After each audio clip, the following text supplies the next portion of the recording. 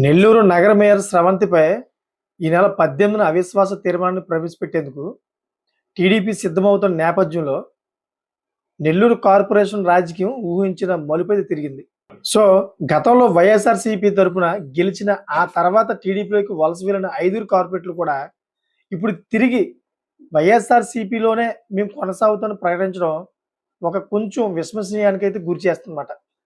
మరి మాజీ CM YS Jaganmohan రెడ్డిని తాడేపల్లిలోనే వైసీపీ కేంద్ర కార్యాలయంలో కలిసిన ఈ 5 కార్పొరేటర్లు కూడా తమ నిర్ణయాన్ని ఆయన పక్షంలోనే వెల్లడించారన్నమాట.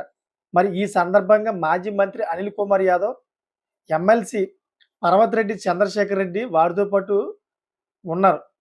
అయితే మరి పార్టీకి తిరిగి వచ్చిన కార్పొరేటర్లో మద్దినేని మస్తానమ్మ, అదేవిధంగా 6వ డివిజన్లో మాట ఆవిడ, అంతేకాకుండా ఓబుల రవిచందర్ ఆయన అయితే 5వ డివిజన్లో ఉంటారు.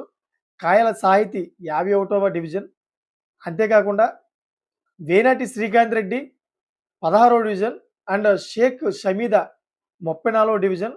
వీళ్ళందరూ కూడా జగన్మోహన్ రెడ్డి గారిని కలిసి మేము టీడీపీలో ఉండము, మేము వైఎస్ఆర్సీపీలోనే ఇంకా కొనసాగుతామని చెప్పి అక్కడ కలవడంతో ఆయన జగన్మోహన్ రెడ్డి గారు అయితే కండవా కప్పి మరీ వాళ్ళైతే ఆహ్వానించారు. సో అవిశ్వాస తీర్మానం ప్రవేశపెట్టడానికి కొద్ది రోజుల ముందు జరిగిన ఈ కీలక పరిమాణం వైఎస్ఆర్సీపీకి నగరపాలక సంస్థలో బలాన్ని చేకూరుస్తుంది.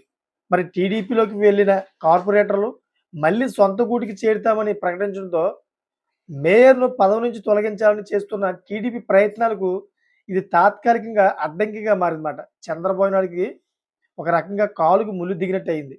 మరి ఈ నేపథ్యంలో ఈ నెల 18న జరగబోయే అవిశ్వాస తీర్మానానికి సంబంధించిన ప్రక్రియ నెల్లూరు రాజకీయాల్లో మరింత ఆసక్తి పెంచే అవకాశం ఉంది. మామూలుగా అయితే నెల్లూరులోని అనిల్ కుమార్ యాదవ్ తన రాజకీయాన్ని అంతకుముందు అంటే 2019 నుంచి 2024 దాకా ఆయన నడిపించాడు. ఎందుకంటే కోటంరెడ్డి, శ్రీధర్ రెడ్డిలు అందరూ అన్నదమ్ములు ఉన్నారు. వాళ్ళు మించిన వైసీపీ రాజకీయం చేశాడు ఆయన. కానీ అక్కడ ఎక్కువ ఫ్యాన్ ఫాలోయింగ్ ఉంది మాత్రం కోటంరెడ్డి, శ్రీధర్ రెడ్డి వాళ్ళకే ఉంది ఎక్కువ ఫ్యాన్ ఫాలోయింగ్. ఎందుకంటే వాళ్ళ కార్యకర్తలు బాగా ఎక్కువ. మరి రాబోయే రోజుల్లో ఇంకేమి జరుగుతాయి, వైసీపీ వాళ్ళు టీడీపీలోకి వస్తారా లేదా టీడీపీ వాళ్ళే వైసీపీలోకి వెళ్తారా అనే విషయాన్ని వేచి చూడాలి. రాజకీయ నాయకుల యొక్క మైండ్ సెట్ అనేది ఎప్పుడు ఎలా మారిపోతుందో ఎవరికి తెలియదు. వారి యొక్క అవకాశాలు, వారి యొక్క వ్యాపారి యొక్క స్వార్థాలు చూసుకుని వాళ్ళు జంప్ చేస్తూ ఉంటారు. సో ఇది ఈరోజు దీని మీద క్లారిటీ ఇచ్చాం కదా. నచ్చితే కనుక లైక్ అండ్ కామెంట్ చేసి సబ్స్క్రైబ్ చేసుకోవడం కోరుకుంటున్నాను. Thank for watching friends.